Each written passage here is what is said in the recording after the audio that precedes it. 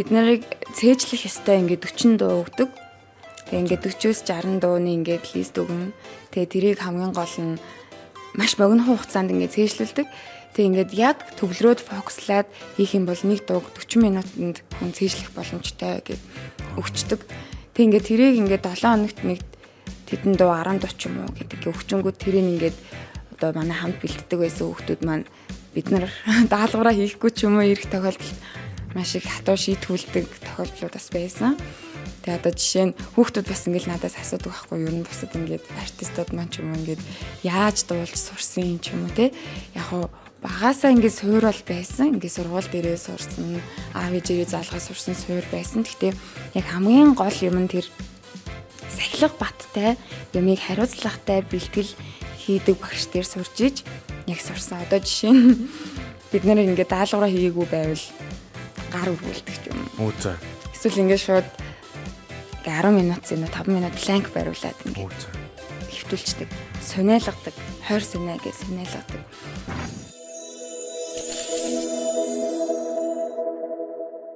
Сайн байцгаана ингээд Сансуу подкастын ээлж нэгэн шинэ дугаарыг эхэлж байна.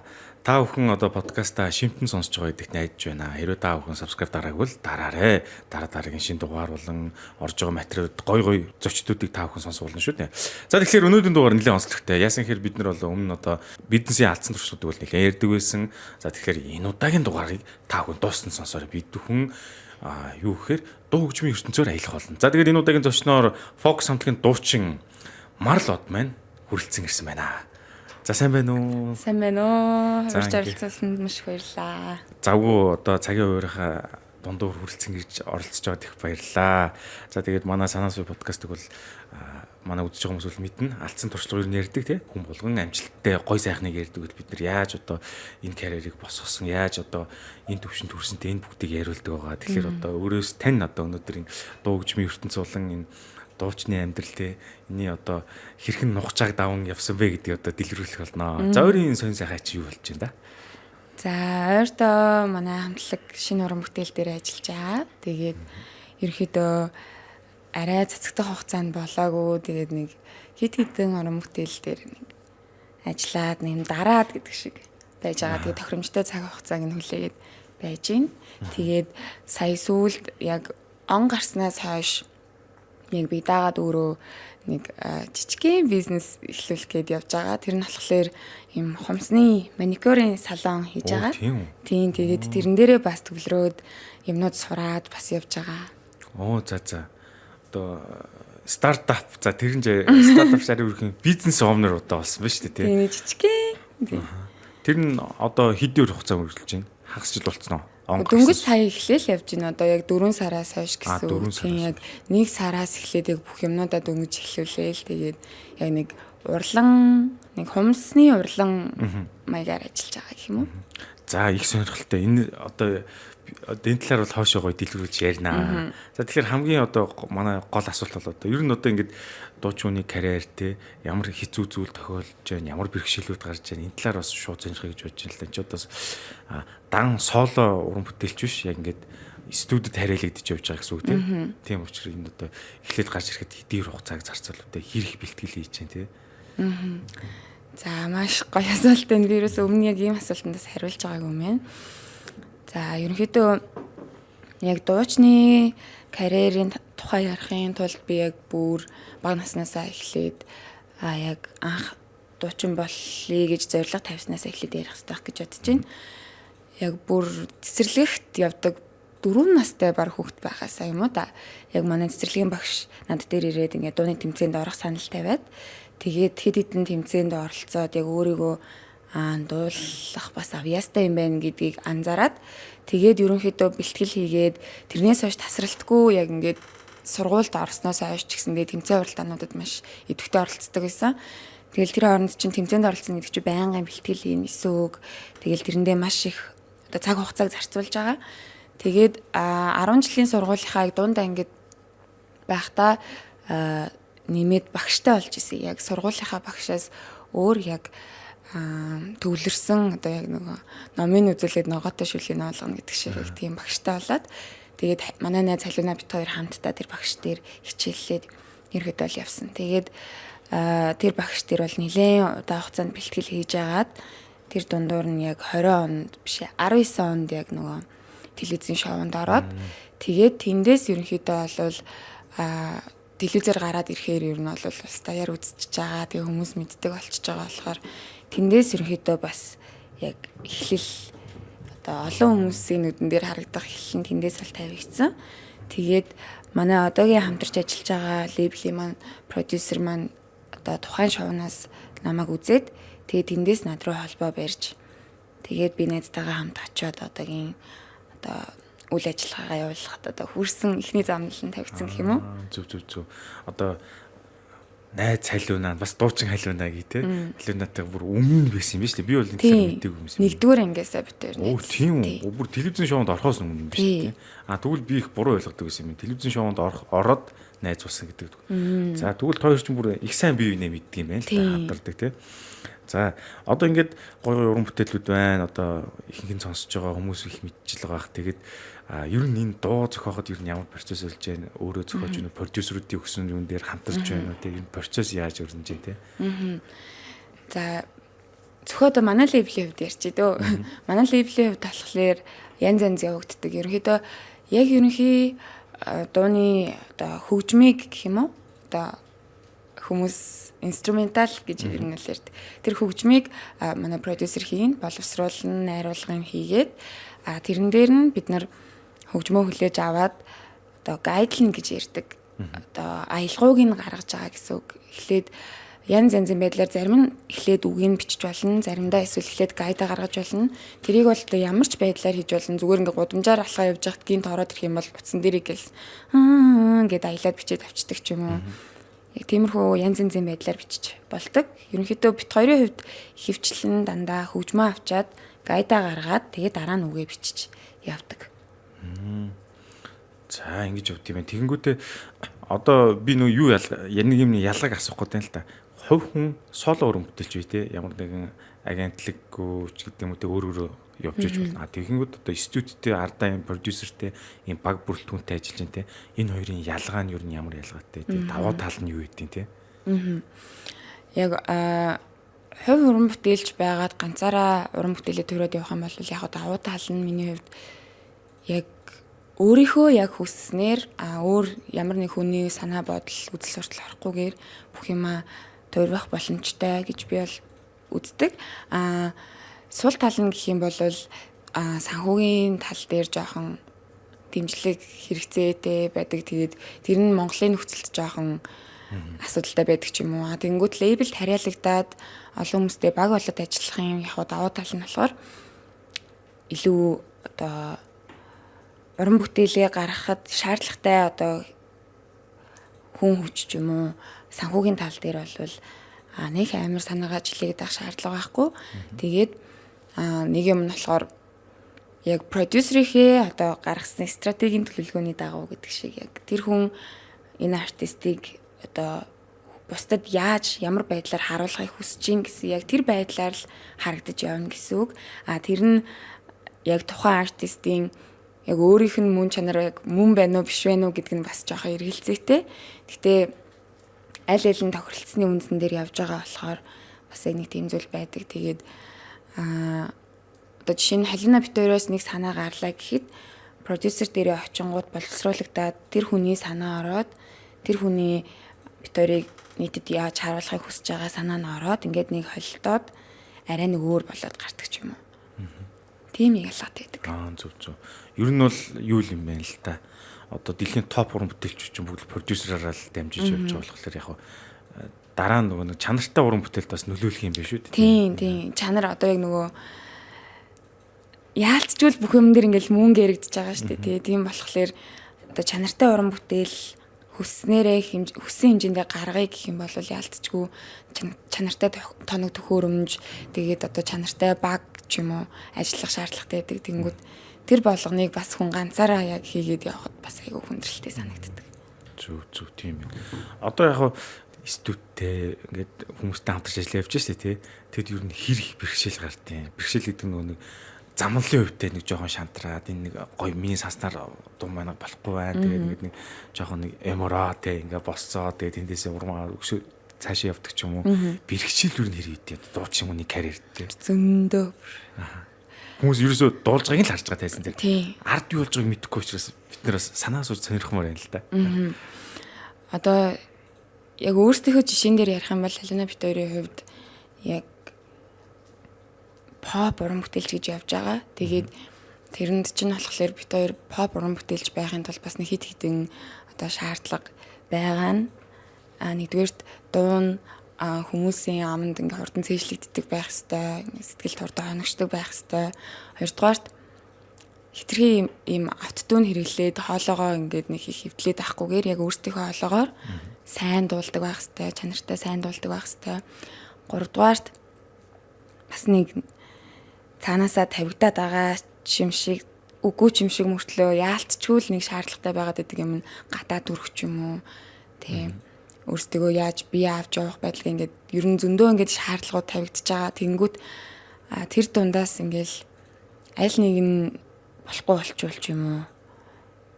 Бас шантрах гад нэг юм яаж болох вэ гэд бүр нэг тэрэндээ нэлээ стресстэй үед бол зөндөө байсан.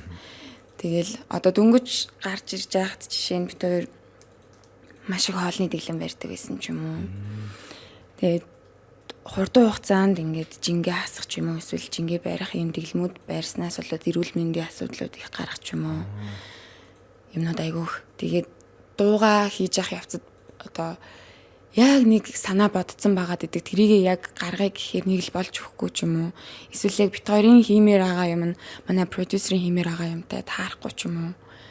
Эсвэл бит хоёрын бүр хоорондын санаа зүрэлдэх ч юм уу. Юмнууд амар их болно. Тэгэл бүгднгийн ингээл туулаад явж иж нэг уучраа болоод одоо тэгтээ бас яг бүрэн уучраа алдсан гэж бас хэлж чадахгүй л юм. Гэтэ ер нь альва ямар нэг прожектны ардл гэхэд одоо энэ бүх асуудлууд ер нь бүгдээрээ л болж идэг. Тэгэл тэр болгоныг л зохицуулахыг хичээгээл явдаг гэсэн. Зүг. Бид бүхэн бол одоо дуу сонсож байгаа хүмүүс бол одоо харагдах байдал дээр л ер нь анзаарч байна шүү дээ. Харын бус юмыг мэдэхгүй. Тэгэхээр сайн нэг хүмүүсийн санаа зүрэлтнөө гэж ярьж байна тийм. Тэгэхээр энийг ер нь ярилцаараа шийдвэрлэж байна уу? Ер нь юмны ард яаж гарч байна? Одоо ярилц хугацаа их орж байна уу? Дор дороо шийдвэрлэж байна уу? Одоо нөгөө нэг хүн игээд байгаа биш олон хүмүүс хамтарч хийж байгаа учраас нэгнийхээ бас санаа бодлыг хүндлэх нь аягүй чухал.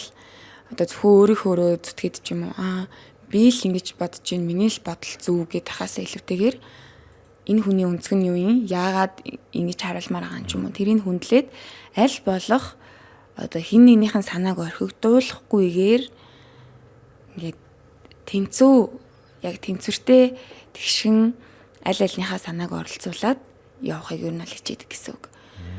Миний санаа амар гоё яагаад энэ чинийх ерөөсөө явахгүй байна ч юм уу. Яг тийм байдлаар хандах юм бол яг ажил аюу явцгүй удаашралтай болоод ирэх юм шиг санагдтыг. Зүг.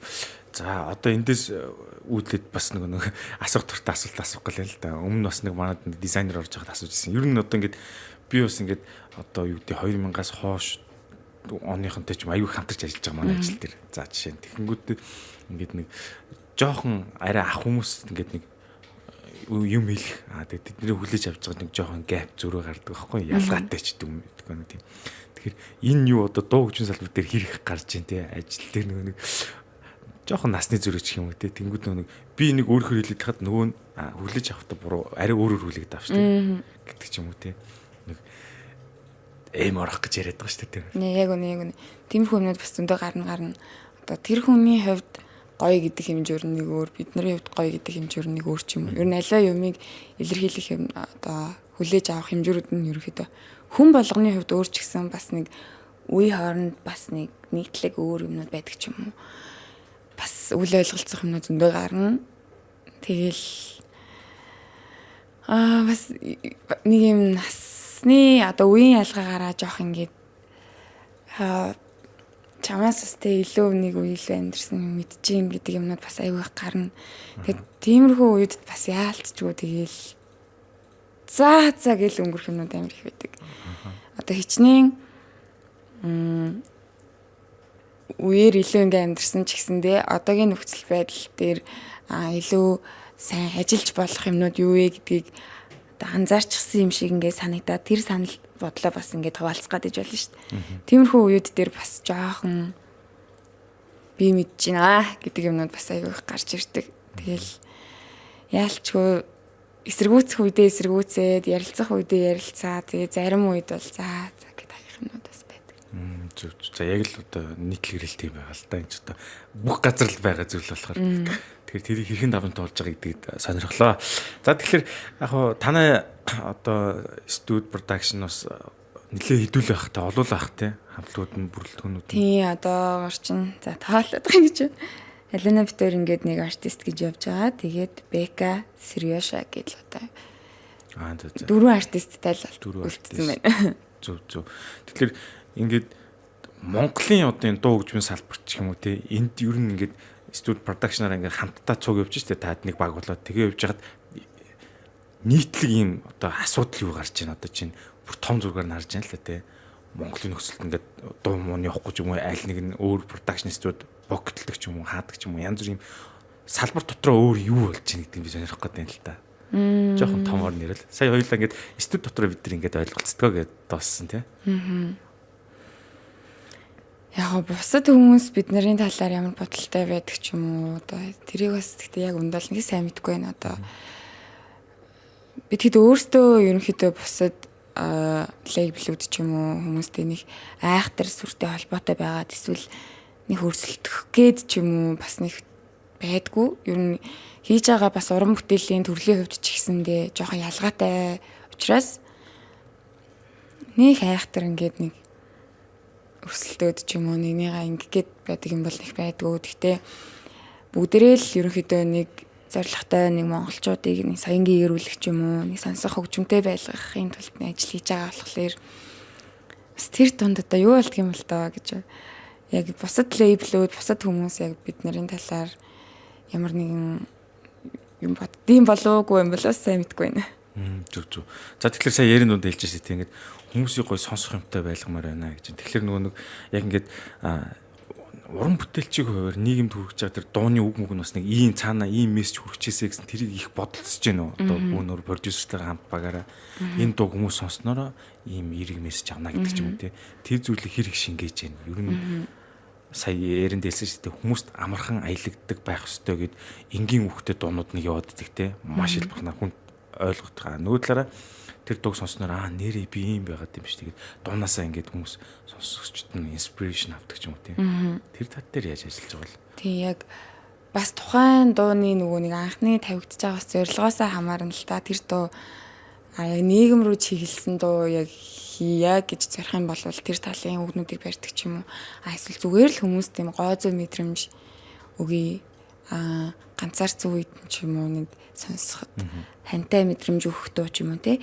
Ерөнхийдөө бид нарын хийж байгаа ихэнх дуунууд ерөнхийдөө дандаа л яг хүмүүст гоо зүй мэдрэмж голцоо өгөх зорилготой. Яг нийгмийн асуудал хүндсэн ч юм уу эсвэл ямар нэгэн асуудал хүндсэн гэхээсээ илүүтэйгээр яг хүмүүст гоо зүй мэдрэмж өгөх зорилготой дуунууд хийдэг гэж ойлгож байна. Зөв. Уран сайхны гэх юм уу? Ойлголоо. Гэтэ бас нэг яг ингээд ийм томьёосон формат энэ төр байдаг бахтай яг ийм битээр ингэж яваад ингээд энэ үг амархан чийжлэгдэнэ гэдэг тэр тийм яг ерөнхийдөө тийм харах юм бол нэг дэлхийн нийтээрээ барьж байгаа нэг юм функц гэх юм уу да. За нэг тэдэн такт тийм юм яваад араас нь тэгж тэр үгээ давталт явснаа араас нь дахилт нь зөөлнөөсөө чангарах юм бол тэгж явна ч юм уу. Хит хитэн тиймэрхүү функцүүд бол байдаг юм шиг санагддаг. Гэхдээ бүр яг ингээд тодорхойлоод энэ л томьёогоор яв гэсэн юм бол одоохондоо бид нэр ашигладаг. Ерөнхийдөө зүгээр ажиглаад байхад ийм мейнстрим дуунуудын нэг юм функц байгаад идэг юм билээ. Зөв. Одоо тэгэхээр нөгөө нэг шин залуу ч юм уу одоо зүгээр цаашдаа магадгүй дахиад шинээр гарч ирж байгаа артист байлаа гэж бодъё энэ дугаарыг үзчихлээ. Тэгэхээр үгүй ингээ шинэ гарч иж байгаа чи ийм асуудал гардаг шүү. Энэ дээрээ анхаараарай гэдэг нэг санаа суулгах юм юу хийж болох вэ? Хамгийн түрүүнд судалгаа маш сайн хийж яг ямар хүмүүстэй хамтарч ажиллах вэ гэдгээ маш сайн судалж сонгоосэй гэж үздэг. Ер нь бол нэг хин нэгнээс ч юм уу сонссон дам яриагаараа ч юм уу тэр амар мундаг хүн гэсэн ч юм уу гэж бодсноо. За Монголд энэ хүнээс өөрлөө хүн байхгүй юм байна гэж бодох бол айгүй өрөөсгөл яг айгүй их эрэл хайгуулъя гээд олон хүмүүстэй уулзч үзээд ч юм уу сайн судалгаа хийсний дараагаар яг энэ л яг надтай яг хамтарч ажиллахад тохирох хүн юм байна. Надтай ойлголцоод ингээд гар нийлэх хүн юм байна гэдэг хүмүүсийг маш сайн зөв сонгоосой. Ашиг сонирхол нэгтэй хүмүүсийг гэх юм уу? Сонгож чадах юм бол цаашдаа ажиллахад стресс багтай. Тэгээд илүү бас өөрийнхөө яг хүсэж байгаа арт гэдэг зүйлийг хүмүүст хүргэхэд илүү одоо бартаа багтай юм шиг санагддаг. Тэгээд дээрэс нь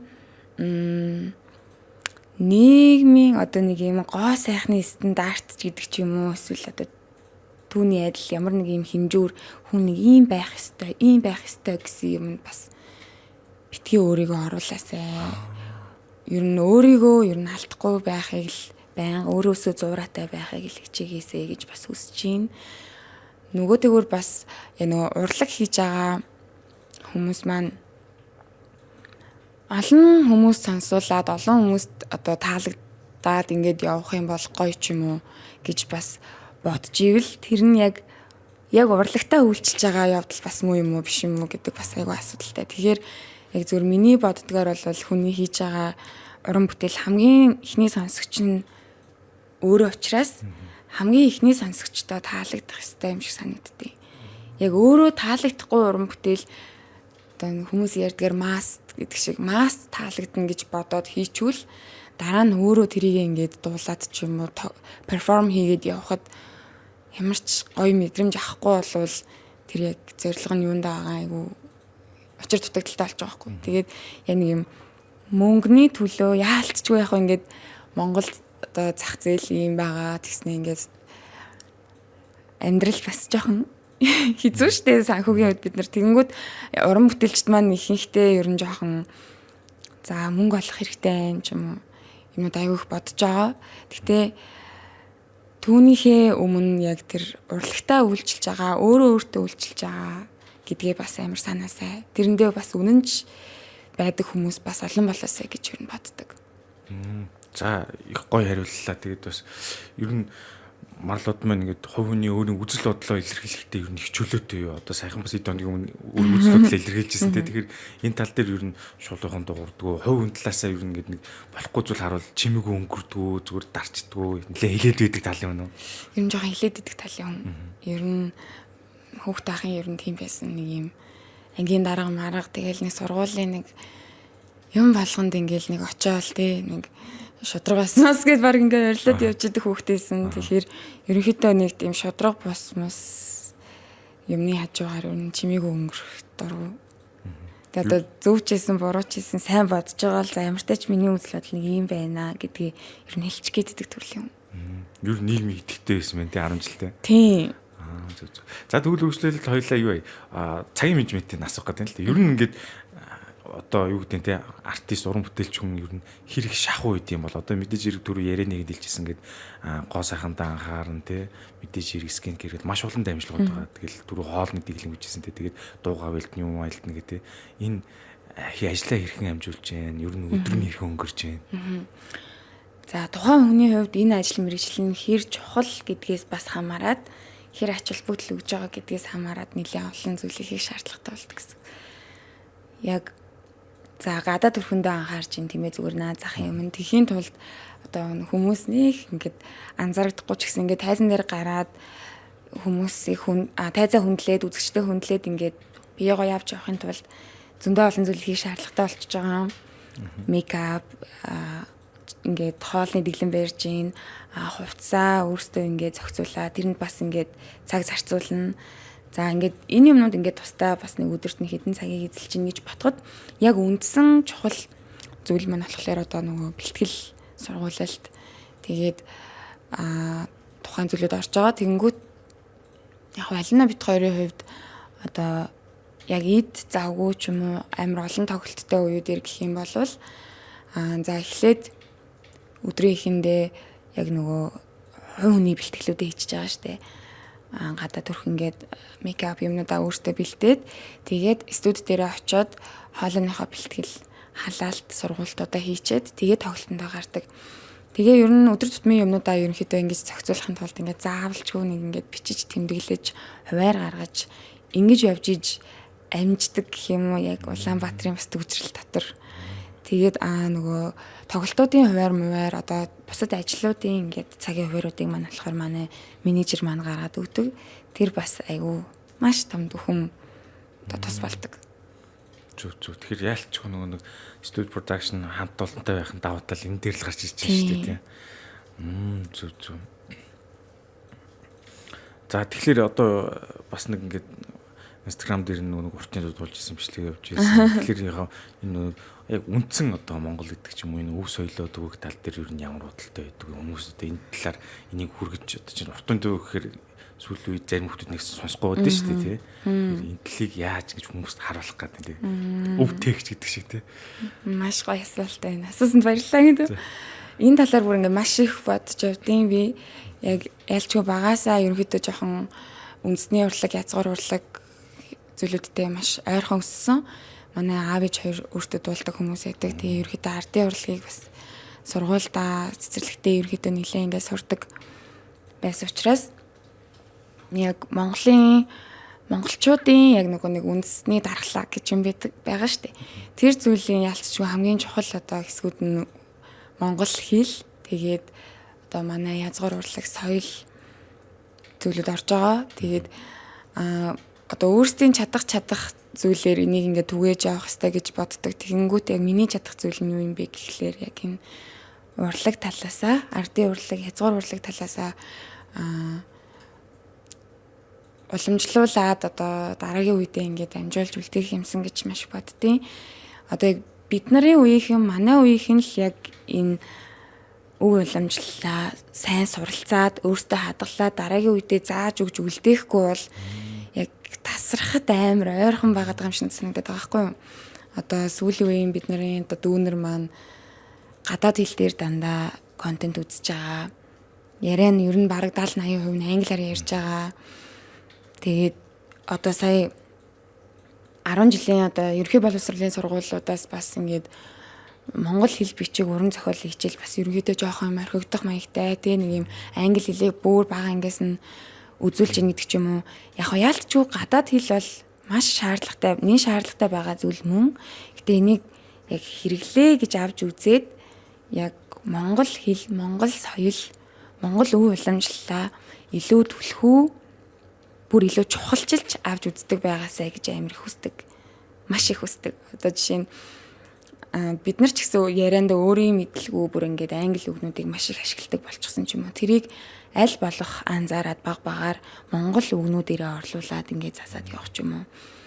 Тэр тал дээр тэгээд яг тэр уртын дуу дуулж байгаа бичлэг бол яг тухайн үедээ зүгээр дууны бэлтгэл хийж исэн би. Тэгээ хоолойны бэлтгэл хийгээд байжгаад зүгээр л нөгөө нэг хүн бичлэгээ ингээд хийдэг штэ. Бид нар болохоор яг дуулдаг хүмүүсийн хувьд ерөнхийдөө айгүй их тогтмол гэж бичлэгээ хийгээд дараа нь нөгөө сайлжирсан байна уу, муу болсон байна уу гэдэг ингээд шалгадаг. Тэгэл тэр үед зүгээр ингээд бичлэг хийж байж байгаа л тэгэл зүгээр за хийчигээд хийцэн. Тэгсэн тэр ингээд айгүй олон хүнд хүрсэн. Тэгээд нэг талаараа бас айгүй баяртайгаа ингээд миний нөгөө Instagram дээр ч юм үзэж байгаа хүмүүс бас залуу хүмүүс айгүй их байдаг учраас магадгүй одоо тэр дууг мэддгөө байсан хүмүүс ч юм уу бас мэддэг болоход жоохон ч гэсэн ингээд нэмэр оруулсан байх гэж бодсон. Тэгээ ерөнхийдөө цаашдаа ирээдүйн одоо хийж байгаа уран бүтээлүүдтэй ч юм уу яг энэ үндэсний урлагаа ерөнхийдөө аль алах шингээж явах юмсан гэж айгу боддог. За баярлалаа, их гоё хариуллаа. Одоо жишээ нь нэг хин хүмүүс чинь талаар нэг ер нь бага ярддаг сэдвийг их гоёор хөндөж илэрхийллээ. За тэгэхээр уртын дуу гэснэх ер нь одоо ингээд хоолойны дасгалч гэдэг юм уу те дууны техник энэ хоолой хаалгаж гэдэг миний хэрэг хийж ямар шухан одоо хүч хөдөлмөр зарцуулдаг бол те хүмүүс бол мэдэхгүй байгаа шүү дээ зүгээр шууд дуулж байгааг нь л хардаг те тэгэхээр одоо чинь жоохон сул дуулж яах гэж өөрийгөө ботсон чинь хоолойны дасгал техник хийгээд энийг сайжрах боломж үйд юм уу те яг та одоо ингээд дуучин юм байна талаас нэг санаас болгож өгвөл мэдээж байгаа хоолой болохоор яг булчинлаг хэрэгтэй учраас энийг яг дасгалжуулсны үр дүнд одоо хоолойны чадал тэгээд одоо тэр контролуудыг сайжруулах бүрэн боломжтой тогтмол дасгал сургуулалт зөв техникээр дасгал сургуулалт хийсний үр дүн сайжруулах боломжтой. Тэнгүүд мэргэжлийн төвшөнд яг дуулдаг болохын тулд нэлээд хідэн одоо дасгалуудыг хийж одоо хөвшчиж хоолойны булчингуудаа олон янзаар ажиллуулна л да. Энэ гэхдээ дуулахад одоо хэд хэдэн регистрүүдэд ингээд дуурдаг гэх юм уу. Одоо бидний ярьж байгаа энэ А гэд дуурж байгаа өнгөн жишээ нь цээжний регистрээр дуурдаг.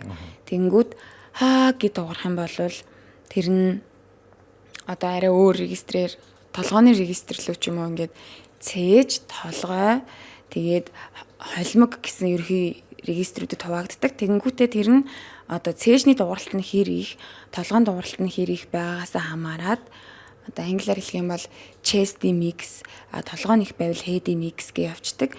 Тэгээ бүр яг цэвэр head voice-ороо дуурах юм бол одоо опера дууралтууд болоод явцдаг ч юм уу. Тэгээд илүү агаартай байх юм бол фальсат болоод явцдаг ч юм уу. Ингээд нэлээд олон юм регистрүүд байгаа. Тэнгүүд тэр болгоныг дуурахын тулд хүн энэ хоолойны одоо vowel гэж ярьдаг энэ хоолойны тэр хэсгийг янз янзын хэлбэрээр ажиллуулна гэсэн үг. Одоо энэ өгүүлэх хэрэгтнийхээ энэ одоо булчин энэ мах цус одоо энэ бүх хэсгүүдийг мэдэрч ажиллуулна гэсэн үг. Дээшээ болох юм уу? Ийм нарийнхан болгож дуурах юм уу? Босоо болгох юм уу?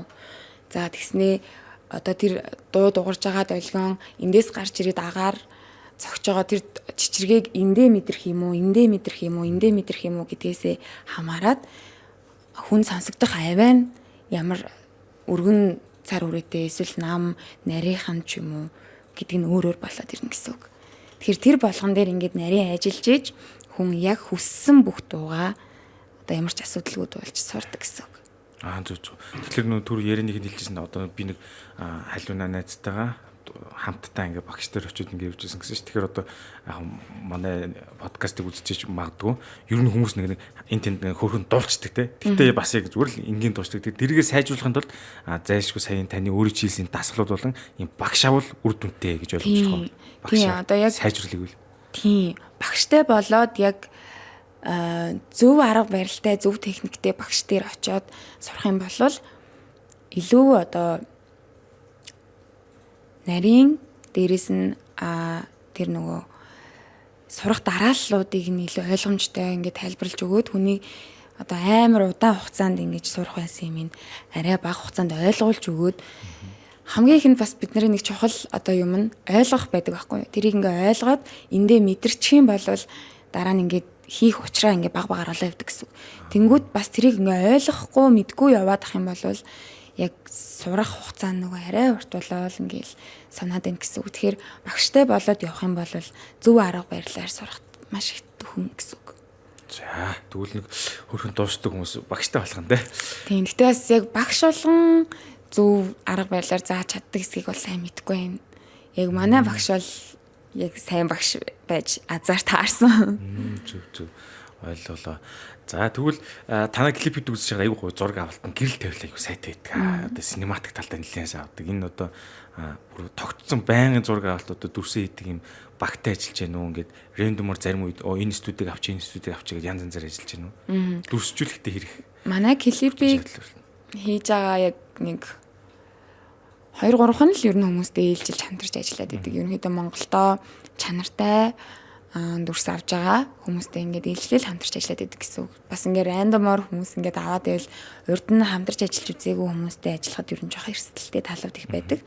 Тийм болохоор манай Дүлгөө мөрөн байна. Камерын одоо дүрс авдаг тэр анагаар алтнууд дээр бид нар цог ажиллаж байна. Дүлгөө мөрөн маань байгаа. Тэгээд анхны 2 клипнүүд дээр болохоор наркатай ажиллаж исэн. Сүүлийн бас нэг клип дээр наркатай ажилласан.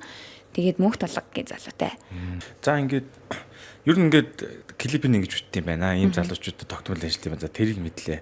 За тэгэхээр дараагийнх нь болохоор ер нь ингээд танай production цаашдаа ингэж шинэ артист нэг юм продюсерүүд бүгд шийдээ явах уу ер нь процесс яаж өгд юм бол бөөнөр уулзч юм бол яг тэр яг артист нэмж авах ч юм уу бага томруулахыг бол яг продюсер л шийднэ. Яг бид нар бол удирдлагын хэмжээнд их мэдл байхгүй учраас яг уртгай гээл. Зөв. За продюсерийн асуудал руу орсон дуучлаарай.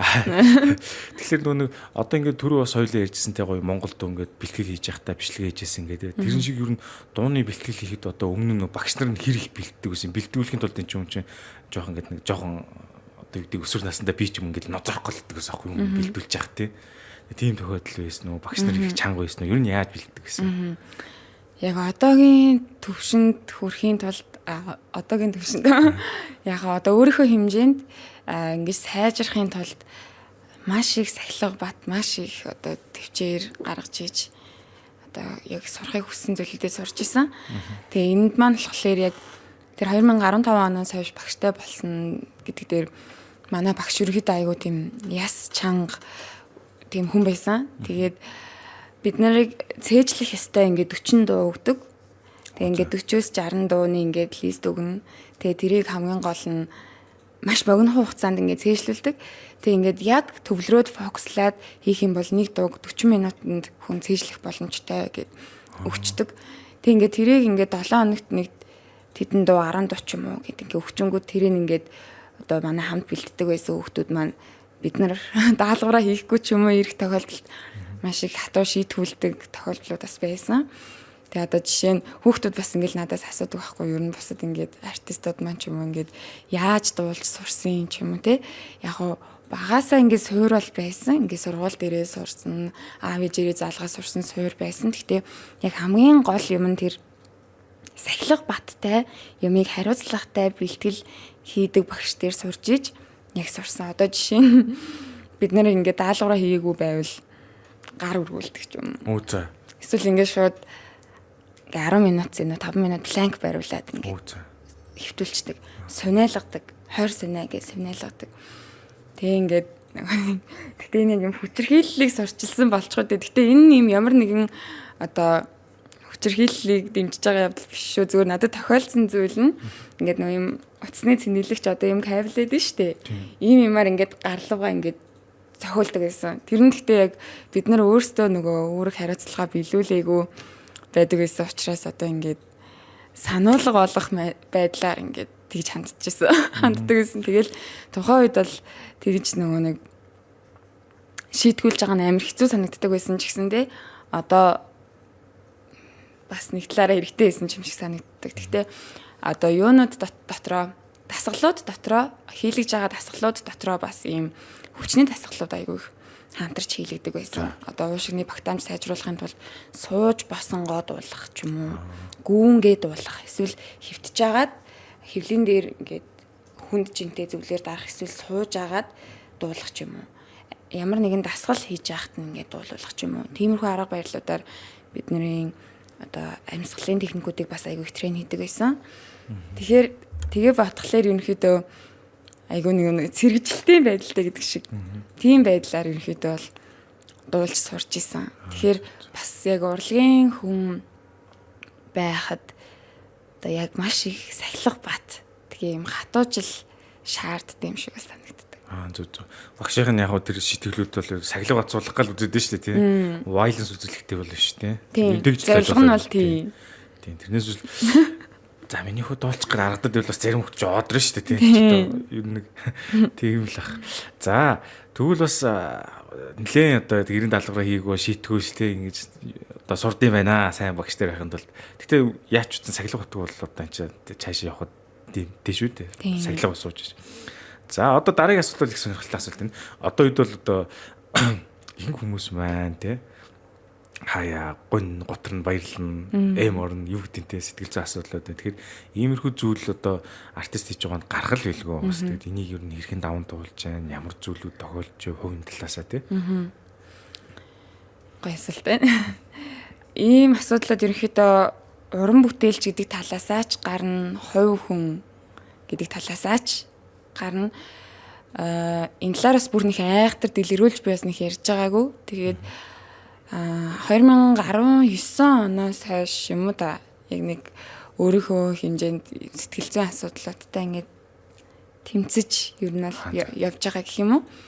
Тэгээ яг нэг хүний нэг өсвөр насны хүүхдийн сэтгэл зүйн хямрал гэж байна тийм үү. Тэнгүүд тэр нь явандаа ингээд хувраад, томроод тэгээ юм нөгөө насан турсан хүний сэтгэл зүйн асуудал болоод ингээд хувьсаад яваадсан.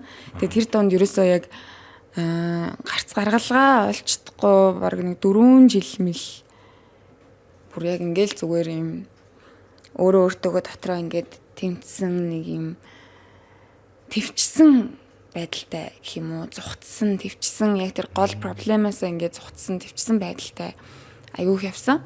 Тэгээд багаар яг тэр асуудлуудтайгаа нүүр тулаад тэг байнга тэмдэглэл хөтлөөд тэг ингээ гав ганцаараа өрөөнөөсөө гарахгүй ингээ орноосоо босохгүй 2 сармаар ингээд болоод тэг ингээ зөвхөн юм бичээл өөрийнхөө толгой дотор байгаа бүх юмыг бичээд тэг одоо жишээ нь тэр нэг юм асуулт байлаа гэж ботход өөрийнхөө хэмжээнд тэрэндээ хариулж бичдэг ч юм уу ингээд хариултыг олдог ч юм уу тийм баг байдлаар ингээд өөрийгөө ингээд татж гарах арга зам хайгаал явжсан. Тэгээд явж агаад урьдчилан жил яг анх мэргэжлийн тусламж аваад тэгээд нэг одоо ийм supplements ч юм уу юмнууд ингээд хэрэглээд нэг юм за хүний ингээд сэтгэл зүйн асуудал гэдэг чинь ингээд хүнд тохиолдож болдог асуудал юм байна. Сэтгэл гэдэг чинь бас ингээд бие махбодтой адилхан өвддөг зүйл юм байна. Гэхдээ энэ нь одоо ерөөсөө юм гаж үзэгдэл биш. Хүн юм чинь ингээд өвдөж болох асуудал. Тэгээд үүнийг бас даван туулахын тулд мэргэжлийн туслалцаа маш хэрэгтэй юм байна гэдгийг амар ойлгож ирсэн. Тэгээд дээрэс нь одоо яг нөгөө хүн өөрийнхөө өнгийгөөд өөрийгөө таних мэдээд өөртөө танилцаж одоо ажиллах бас айгүй чухал юм байлээ. Тэгээ яг гоо ингээл дэлгэрүүлээд ярил бас зөндөөл юм байна л да. Тэгээ тэр дунд нь болохоор яг гоо хүн нэг юм өөртөө дургу болоод өөрийнхөө чадамж потенциал бүх юмыг ингээл өгөөсгээл өөрийгөө дутуу ингээд доогоор үнэлдэг ч юм уу. Тийм яг үе байдаг. Тэгээ тэр нь бас яг урлаг соёлын ажил хийж байгаатай маань ч гэсэн айгүй холбоотой гарч ирчихсэн. Тэгээ тэрэн дээр одоо би энийг чадахгүй юм байна.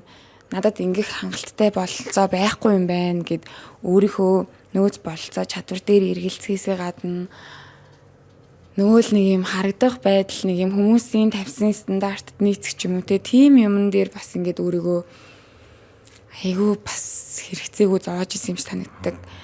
Одоо ингээд жишээ дурдаад ярихлаэр одоо бодохоор бүр юм амар юм өөртөө амар хэрцгий ханддаг гэсэн байгаа байхгүй. Хоолны дэглэм барина. Тэгээд тэр нь ингээд 16 цаг мацаг яриад 8 цагийн дотор юм идснээ. Хүн юм чи уг нь ингээ хоол идээд амьд явах хэрэгтэй шүү дээ. Тэнгүүд тэрэн дээр ингээд зүгээр хоол идснээ тэрнийхээ төлөө юм гимших мэдрэмж аваад ингээд эцээ хоолоо эргүүлж гаргадаг нэг тийм эмгэгтэй болсон байсан байхгүй юу. Тэгээд тэрийг ингээд сайн судлаад үзэхээр булимиа гэдэг эмгэг байсан. Тэр нь болохоор яг ингээд eating disorder дотроо ордог. Хооллох туршлын эмгэгүүд дотроо ордог тийм одоо эцээ хоолоо шууд бөөлжж гаргадаг тийм эмгэг байсан гэх юм уу. Тэгээ ингээд судлаад үзэхээр дэлхийн ер нь бол аюу олон тийм урлаг соёлын алдартай хүмүүсийг тийм эмгэгээр аюу түгээмэл өвдөжсэн. Тэгээд ерөөсөө хоол идээд өөрөө ингээд 50 байж чадахгүй ингээд тэрэндээ амар түгших мэдрэмж авангуудаа шууд ингээд бөөлжөд гаргацдаг. Тийм байдалтай ерөнхийдөө бол бараг 2 жил явсан. Тэгээд тэрэн дээрээ аюу их ажиллаад ерөнхийдөө хүн чинь ер нь тэнцвэртэй хооллоод эрүүл байхын тулд хоолны дэглэм барих шаардлагатай болохоос ямар нэгэн харагдах байдлын төлөө хоолны дэглэм барих юм бол тэр нь айгүй эрүүл бус юм байна гэдгийг маш удаан хугацааны ингээд өөр төрлийн ажлын үр дүнд ойлгож авсан гэх юм уу. Тэгээ одоо ерөнхийдөө хүмүүс надаас айгүй яаж турах уу, жим барих уу ч юм уу юм асуухад зүгээр л ингээд тэнцвэртэй хооллоод хүссэн юмнуудаа идээ зүгээр л хэмжээнд дээр нь анхаарад яваасай.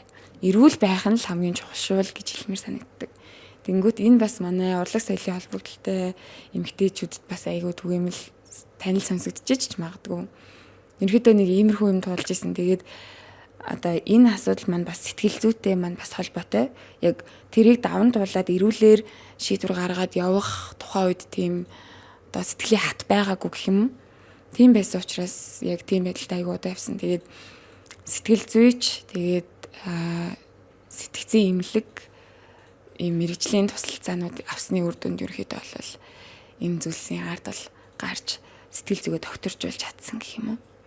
За их гоё түүх байна. Баярлалаа. Одоо тэгэхээр нэг яг одоо бидний дүүнэр үзчихэйгэл бас энэ хэрэгтэй өгöd гэж бодоод байна л да. Энэ байдгийн зүйлээ сэтгэл үүдтэй энийг тэгээд гоё гэтлэн давж чадна гэдэг бол гоё жишээгээр хэллээ.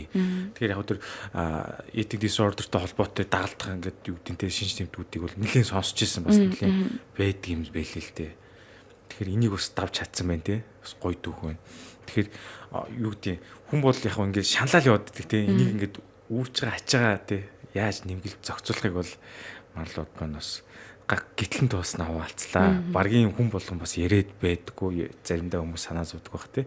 Тэр гоё зөрөгтэйгээр яасан тус баярлалаа.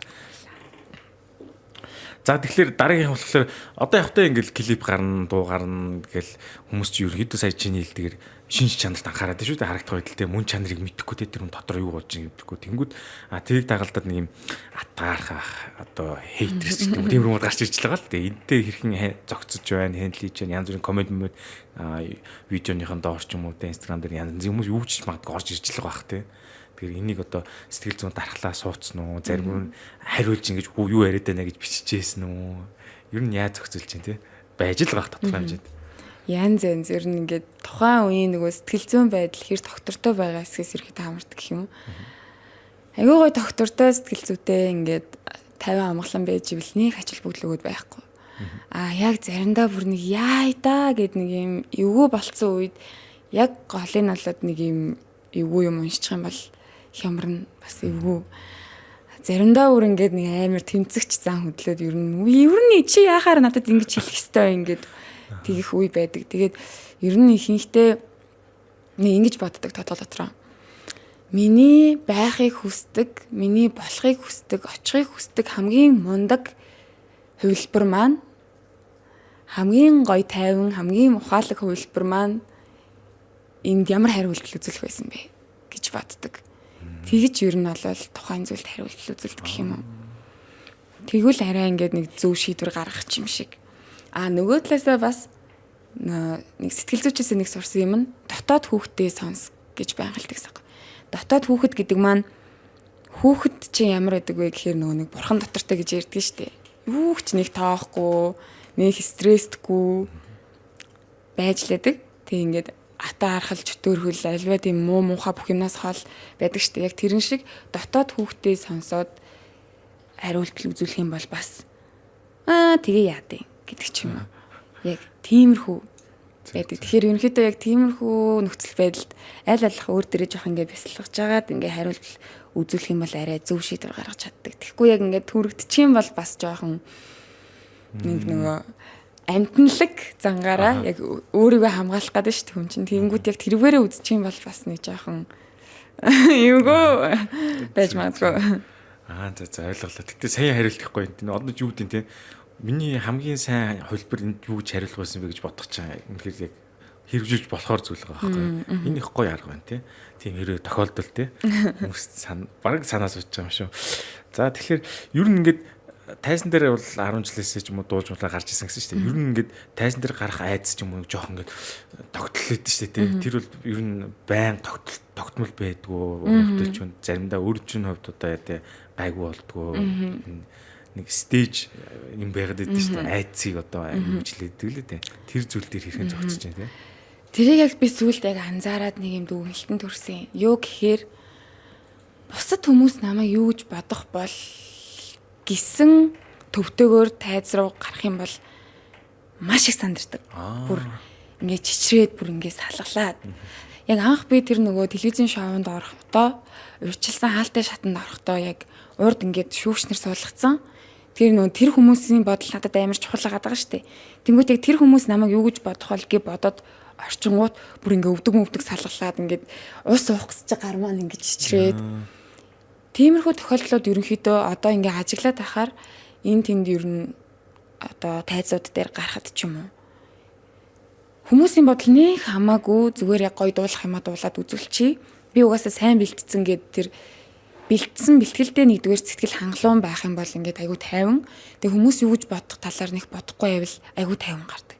Тэнгүүд таалагдчих юмсан ч юм уу эсвэл намайг тэгж бодох болоо. За тэрэн дээр алдчихвол өстой энгой олон таа ч юм уу.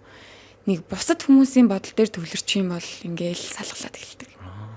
Тэр аль болох тэрэн дээр төвлөрөхгүйгээр би өөртөө гоё зориулаад гоё дуулчих. Өөртөө зориулаад гоё дуулсан байхад мэдээж энэ хүмүүст угаасаа таалагдана. Тэгээд одоо үзэгчтэй хүнлээд ингээд гоё төвөө бариад гоё соёлтой тайзан дээрээ гоё би яваад явчихад болно доо гэд. Нэг олон бодохгүй бусад хүмүүс за тэр үзэж байгаа энэ үзэж байгаа ч юм уу. Тийм хүмүүс харж байхад чинь би ингэчүүдээ гэд бодоод байвал ингээд улам сандраад идэг. Тэгэхээр ер нь урлагийн хүний хувьд ер нь өөртөө бас ер нь зориулж байвал аюу ингээд бүх зүйл гоё ямарсгалаараа байх юм шиг. За би бас надаас чинь санаа суулаа. Одоо ингээд ихтгэлээс тавихарч бас тэр сууч гэж ботчоор нэг энэрээ сандардаг бол одоо бодсон чи байгаад дээ шүү дээ тий. Тэгэхээр яг дуучин хүнч бай ихтгэл хилдэг одоо сурган үйлчлэг хийдэг хүмүүс хичээл зааж гаж одны өмнө гарч байгаа ч хамаагүй. Хүмүүс юу гэж боддог нь чухал биш би өөртөө л бэлдсэн шиг их гоё үг юм тий. За энийг бас ингээд хэрэгжүүлж болох нэ манай үзэж байгаа хүмүүс болохоор тийм олон юм дээр боншууд энэ чинь заавал тий дуулах гэхээр тэгэхээр бүгдээрээ сая бол энэ хүртэл одоо ингээд дуу хөгжмийн талаар ярилцлаа гоё тий энэ хөгжмийн салбарт ингэдэг юм байна дуугаа ингэж бэлддэг юм байна зөндөө мэдээлэлтэй боллоо. Одоо тэгэхээр Марлод гэдэг хувь хүн маань дуу хөгжмөөс гадна өөр юу сонирхолтой вэ? Юу одоо хобби ч одоо хийдэг вэ тий талаас нь. За ерөнхийдөө яг дуулахаасаа гадна хэм бол бас л жоохон урлагтай л холбоотой. Яг хувцас загвар тэгээд нүүр будалт нэг юм хүнд гооцом таашаал өгдөг зүйлс ер нь бол аягүй сонирхолтой. Яг юм амьдралын юм ерөнхий бидний наад захын хэрэгцээтэй зүйлүүдээс гадна хүнийг амьд явсных те нэг бусад төрлийн зүйлийн амьдтаасаа нэг илүү оюун ухаантай болсных гэд өнгө ялгаад гоё гоё юм ингээ мэдэрч чаддаг, сонсч чаддаг, мэдэрхүүтэйгийнх бас тэрийг ашиглаж агаад амьдралаа тусгачвал гоё гэдэг шиг яг тэр гой зүй мэдрэмж өгөх талын зүйлүүдэд ерөнхийдөө айгүй татагддаг. Тэгээ багасаа ерөнхийдөө ингээл нэг эмийг их альчуураар ингээл хувцсыгээл өмсчдөг нэг 2 3 юм хайчлал даавуу ингээл хувцсыгээд өмсчдөг нэг тийм хүүхдээсэн. Тэгээд одоо ерөнхийдөө сүүлд хийж эхлүүлсэн ажил маань ч гэсэндээ ерөнхийдөө nail art гингүүд яг хумс урлах бас л ингээд нэг энэ төрлийн ажиллаа ороо явчихж байгаа. Тэгэхээр ер нь энэ талын хоббитай гэх юм уу? Зүг. Бас хувцсны нэг юу байсан үү те? Бизнес байсан уу? Тэр яг сүүл талинав дээр зүгээр хүмүүс битээр л айгүй хувцас ханаас авдаг вэ гэж асуугаад тэгээ битээр энэ тэнд олон янзын газраас авдаг ч гэсэндээ үзэж байгаа хүмүүстэй ингээд одоо өөрсдөө хөрхөн дижин чамин хөрхөн харагдсан юмудаа ингээд авчираад сторидо хийгээд ч юм уу постор ингээд зургнуудыг оруулаад ингээд ойртуулах зорилгоор энэ жижигхэн онлайн дэлгүүр явуулж байгаа. Зүг. Одоо ингээд жижигхэн ингээд тайлбарлаж. Тэгэхээр энэ жижигхэн ч гэсэн ингээд хувь хүний бас өөрийн хөдөлмөрлж байгаа бизнес байна шүү дээ. Тэгэхээр түрүүний nail artist одоо энэ бүгдээ сая хувцас эдгээр бүгд нийлүүлээд энийг хийхэд ер нь одоо яг ямар хүндрэл бэрхшээл гаргаж чинь жижигхэн ч гэсэн хөрөнгө оруулалт хэрэгтэй те санхүүгийн тодорхой татж байгаа үйл ажиллагаа явж байгаа нэг эсвэл хүнтэй хамтарч ажиллана те энэ дээр ямар бэрхшээл гарч байна одоо үйл ажиллагаа нь жигдэрж байна уу одоо стил ингээд зохицуулсаар явна уу Монгол өвөлдөрлөгч орн биш болохоор ер нь бүх одоо шаардлагатай материалуудаа гаднаас захиалж авах хэрэгтэй болдог. Тэнгүү тэрэн дээр нөгөө нэг логистикийн асуудлууд ч юм уу те одоо хүргэлт захиалга тэд нар маань одоо ерөөхдөө өөрөө нүдэрээ хараад барьж үзэж агаад авч байгаа биш учраас бас сэтгэл төрөхгүй байх ч юм уу тиймэрхүү асуудлуудаас ингээд жижиг сажиг асуудлуудаас айгүй эхэлнэ. Тэгээд яг тэр nail art хийж байгаа хумсны урлагаа болохоор би яг ганцаараа эхлүүлээд хийсэн. Тэнгүүт яг хүн нөгөө гав ганцаархнаа хэрнээ ганц мод гал болтгоо гэдэг шиг айгүй удаан юм билээ. Ер нь процессын хувьд ингээл 2 хүн зэрэг ч юм уу 3 хүн зэрэг бодох юм бол ингээд яг зэрэг бодоод зэрэг юмнуудаа амжуулаад явж байгаа юмыг ганцаараа бодонгууд нэг юмыг амжуулж иж дараагийн юм ингээд хийгээл ингээд яваад хахаар амар удаан. Тэгэхээр ерөнхийдөө бол ямар нэгэн үйл ажиллагаа бизнес ч юм уу юмыг хамтрагчтай эхлүүл бас зүгээр ч юм шиг. Нэг яг санаа нийлсэн, гар нийлсэн хамтрагчтай эхлүүл зүгээр ч юм шиг. Тэг ингээ ганцаараа бүх юмаа хийгээд явхлаэр бүр нэг юм жижиг асуудал дээр хүртлээ ганцаараа л санаа тавих болчихж байгаа байхгүй. Тэгээ нөгөө нэг цэвэрлэгчээс захирлын хүртэл гэдэг шиг бүх юмаа яг өөрөө игээл. Тэгээ яг одоо ингээ нэг жоохон учрыг олж л байна. Тэгээд бүх юмыг сайн системтэй нөгөө 7 хэмжиж нэг огтл гэдэг шиг амар сайн төлөвлөгөөтэй бүгдийг бичээд тэгээд хийсэн бол ингээд чеклээд яг тэгж амжуулж явах нь бол айгүй зүгээр юм байлээ. Тэг яг одоогоор ингээд нөгөө ганцаараа дөнгөж хийж эхэлж байгаа болохоор ямар нэгэн лаг бизнес стратеги ч юм уу сайн мэдгүй л юм л да, зөвхөн сонирхлоороо эхлүүлээд явж байгаа болохоор явандаа бас юмнууд сурах ах гэж бодож байна. Зүг. За ямар ч гэсэн ингээ эхэлсэн юм цаашаа явах билүү дээ. Гэхдээ эндээс бас айгүй гой поинтыг хэлж чинь ер нь өмнөх санаа сугийн дугаар дээр хэлжсэн. Хамтрагчтай эхлүүл айгүй зүгээрээ урт хугацаанд хоол явдаг те. Чиний ажил чинь 50% авдаг гэдэг тэр поинтыг бас манлаа минь гой хэлж өглөө. За одоо тэгэхээр ингэж яа л та сая ингээд үзэл бодлын талаар хоёлаа ярьсан те. Ингээд гой чөлөөтэй үзэл бодлыг илэрхийлдэг гэсэн. Ер нь бол хүн бол төлөвчлөлийн хэд хэдэн шатууд гэдэг мэдээж хэрэгтэй. Мэдээж нэгт бие махбодороо насан турш जैन те. Тэгээд оюун санааны хувьд төлөвшөж जैन те. Тэгэхээр энэ төлөвсөн хүн гэдэг нь одоо манлагийн харж байгаагаар ер нь ямар байдалтай байдаг бол чи юу гэж боддог вэ? Гоё асуулт тийм. Төлөвшсөн хүн гэд ботхолоор яг надад орж ирж байгаа нь өөртөө эзэн болсон хүн гэж яг орж ирдیں۔ Яг өөртөө эзэн болоотгооч гэд нэг бидний эцэг их өвөө эмээнээр нэг хэлдэг байсан шүү дээ. Өөртөө эзэн болоотох гэдэг нь яг ухаад бодхолоор өөрийнхөө юу хүсэж байгааг мэддэг, юу зорж байгааг мэддэг. Өөрт нь юу таалагдахгүйг мэддэг, юу таалагдахаа мэддэг ч юм. Өөрийгөө аягүй их сайн ухаж ойлгож авсан нэгдүгээрт хүний хэлж ин л та. Тэгээд дараагийн юмнууд нь одоо нөгөө нийгмийн харилцаанд бусдтай одоо харилцах чадвар ч юм уу, өөрийгөө бие авч явах чадвар ч юм уу, тэр юмнууд нь ороо авчих юм шиг санагддаг. Тэнгүүт надад бас яг хамгийн чухал юм нэг тэр өөрийгөө олох юм шиг санагддаг. Яг өөртөөгөө хэр сайн ярилцж чадчихин ч юм уу, өөрлөгөө хараад би чи ийм хүн байсан юм байна. Би ийм юм хүсэж байгаа юм байна гэд ойлгочих юм бол бусдад өөрийгөө илэрхийлэмж нь илүү тодорхой, clear болно гэсэн үг шүү дээ. Хүн өөрийгөө ойлгохгүй яваад ивэл бусдад нийгэмд өөрийгөө яг хин гэж яаж харуулах нь айгүй тодорхойгүй, ойлгомжгүй болчихно. Тэгэхээр яг тэр надад хамгийн чухал юм санагддаг. Бас хүмүүсийн харилцаан дээр ч гэсэн ерөнхийдөө бид нар нөгөө юм төлөвшсөн хүнтэй хамт баймаар байна гэж ярьдэж ш. Найз нөхдөд өвч тэр хосын харилцааны өвч тэр тэгэнгүүт яг өөртөө эзэн болоогүй хүнтэй хамт байхаар айгүй их хэрэгэлзээ төрдөг ч юм уу. Яг хайчих гээд байгаа нь мэддэггүй. Хоёлаа ингээд гар нийлээд ганцхан нийлээд явах юм уу, явахгүй юм. Хоёлыг хамт байх юм уу, байхгүй юм. Чи юу хүсэж байгаа гингүүд өөрөө бас мэдгүй байвал тэр айгүй асуудал болт юм шиг санагддаг. Гэхдээ мэдгүй байж болохгүй гэж байгаа юм бас биш шүү. Хайж яваа хүн байж болно. Тэгэл хүн болгон мэдээж одоо би өөрийгөө болцсон гэж бас хэлэхгүй. Хайж явдаг. Гэхдээ хайх нь чухал юм байна. Ойлгох нь чухал юм байна. Өөрийгөө мэддэг байх нь чухал юм байна гэдэг нэг юм self awareness гэж ярьдаг шүү дээ. Тэр айгүй чухал юм шиг санагддаг. За бас их гоё тодорхойлж шүү. Окей. Тэгэхээр одоо ингээд нөгөө Санзу подкаст нь ер нь төгсөх гэж байна. Тэгэхээр одоо нийт залуучууд их наашаа ер нь ингээд гоё өөрийнхөө үеийн хинтэй ч юм уу те. Бас дүүнэртэй ч юм уу. За бас бид нар ч юм уу те. Та нар ингэж ажиллая шүү. Энэ одоо бидний сэтгэл зүг ингэж ойлгоорой гэдэг ч юм уу гоё дамжуулах юу вэ? За ингээ энэ хүртэл ингээ ярьсан зүйлүүд маань ч юм уу. Эсвэл одоо ингээд яг урдах ажиллаа сайн хийгээд явах юмсан гэж хичээж байгаа маань ч юм уу. Бүгдэринг нь яг бодхолоор хайртай Монгол орноо мандуулъя гэдэг санаа байгаа гэдэг байхгүй юу? Яг эх орныхоо төлөө юм шиг. Яг тийм бишээсэн бол би гадаад явцсан байгаа. Яг өөр газар очиод хувиа бодоод Солонгост ч юм очиод шал өөр газрын шоу бизнесийг хөгжүүлэхэд төв нэмрээ оруулсан.